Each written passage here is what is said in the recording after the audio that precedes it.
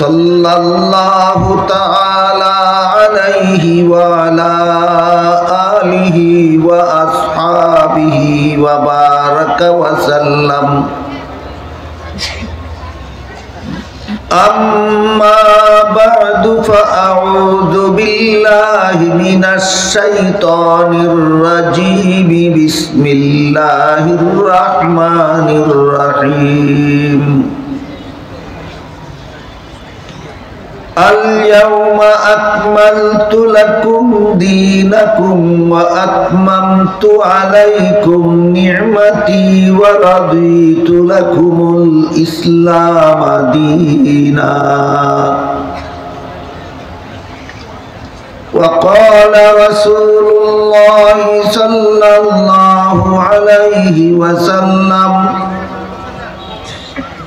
تركت فيكم أمرين لن تضلوا ما تمسكتم بهما كتاب الله وسنة رسوله أو كما قال عليه الصلاة والسلام. শ্রদ্ধেয় সভাপতি হযরত উলামায়ে কেরাম, সম্মানিত সুধী সমাজ, দূর দূরান্ত থেকে আগত সর্বস্তরের মুসলমান ভাইয়েরা আমার, পবিত্র কোরআনের সূরায়ে মায়েদা, এই সূরায়ে মায়েদার ৩ নম্বর আয়াতের একটু অংশ আমি আপনাদের সামনে তিলাওয়াত করেছি। তাতে আল্লাহ বলেন, আজকে আমি তোমাদের দ্বীনকে পরিপূর্ণ করে দিলাম। আমাদের দ্বীনকে আল্লাহ এখানে পরিপূর্ণ করে দেওয়ার ঘোষণা দিয়েছে। বুঝার ব্যাপার হলো আমাদের দ্বীন কোন জিনিসটা। পবিত্র কোরআনের বিভিন্ন আয়াতে আল্লাহ দ্বীন শব্দটাকে বিভিন্ন অর্থে ব্যবহার করেছেন। সবগুলি আয়াতে আল্লাহ দ্বীন শব্দকে একই অর্থে ব্যবহার করেননি। যেমন ধরুন, সর্বপ্রথম কোরআনে দ্বীন শব্দটা আল্লাহ ব্যবহার করেছেন সূরাতুল ফাতিহার ৩ নম্বর আয়াতে। সেখানে আল্লাহ বলেন মালিকি ইয়াউমিদ্দিন।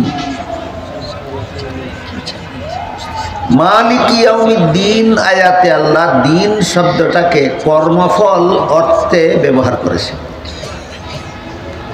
আয়াতের অর্থ হলো কর্মফল দান দিবসের মালিক আল্লাহ। আর যেহেতু সারা দুনিয়ার সমস্ত মানুষের জীবনের পরিপূর্ণ কর্মফল হাসরের মাঠেই দেওয়া হবে, কিয়ামতের দিন দেওয়া হবে, এই জন্য কিয়ামতের দিনকেই আল্লাহ এখানে কর্মফল দান দিবস বলেছেন। তাই মালিকি ইয়াউমিদ্দিন আয়াতের শব্দার্থ হলো কর্মফল দান দিবসের মালিক, মর্মার্থ হলো কিয়ামতের দিনের মালিক। তো এখানে আল্লাহ দ্বীন শব্দটাকে কর্মফল অর্থে ব্যবহার করেছে। তারপরে দেখুন, সূরাতুল বাকারার ২৫৬ নম্বর আয়াতে আল্লাহ বলেছেন লা ইকরাহা ফিদ্দীন। এখানে দ্বীন অর্থ কর্মফল নয়। এই আয়াতের অংশ হলো ধর্মের বেলায় বল প্রয়োগ চলবে না। তাই এখানে আল্লাহ দ্বীন শব্দকে ধর্ম অর্থে ব্যবহার করেছে। ধর্মের বেলায় বল প্রয়োগ চলবে না, সমস্ত ধর্মাবলম্বীরাই আপন আপন ধর্ম পালনে স্বাধীন। তাহলে সূরাতুল বাকারার ২৫৬ নম্বর আয়াতে দ্বীন শব্দকে আল্লাহ ধর্ম অর্থে ব্যবহার করেছে। এখানে একটা আনুষঙ্গিক প্রশ্ন জাগে যে সূরাতুল বাকারার ২৫৬ নম্বর আয়াতে যে আল্লাহ বলে দিলেন লা ইকরাহা ফিদ্দীন, ধর্মের বেলায় বল প্রয়োগ চলবে না, বরং সমস্ত ধর্মাবলম্বীরা আপন আপন ধর্ম পালনে স্বাধীন। তাহলে কি সমস্ত ধর্মই আল্লাহর কাছে গ্রহণযোগ্য? তাহলে স্বাধীনতা দিলেন কেন? গ্রহণযোগ্য না হলে স্বাধীনতা দিলেন কেন? আর স্বাধীনতাই যদি দিলেন তাহলে গ্রহণযোগ্য হবে না কেন? সমস্ত ধর্মই আল্লাহর কাছে গ্রহণযোগ্য কি না এই প্রশ্নের সুস্পষ্ট জবাব সূরা আলে ইমরানের 85 নম্বর আয়াতে পাওয়া যায়। সেখানে আল্লাহ বলেন, মাই ইয়াবতাগি গায়রাল ইসলামি দীনান ফালাই ইউকবালা মিনহু।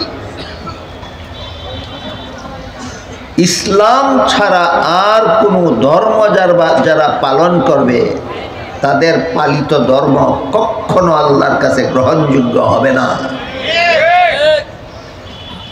তাহলে ইসলাম ছাড়া আর কোনো ধর্মই আল্লাহর কাছে গ্রহণযোগ্য নয়, এটা কোরআনের সুস্পষ্ট ঘোষণা।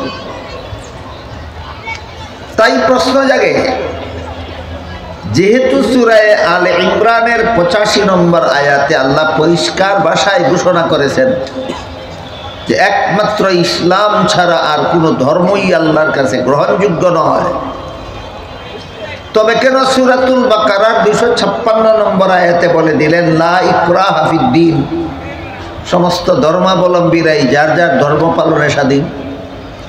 গ্রহণযোগ্য না হলে স্বাধীনতা দিলেন কেন? আর স্বাধীনতাই যদি দিলেন তাহলে গ্রহণযোগ্য হবে না কেন? এই প্রশ্নের জবাবটা একটা উদাহরণের মাধ্যমে বোঝা সহজ হয়। সেটা হলো,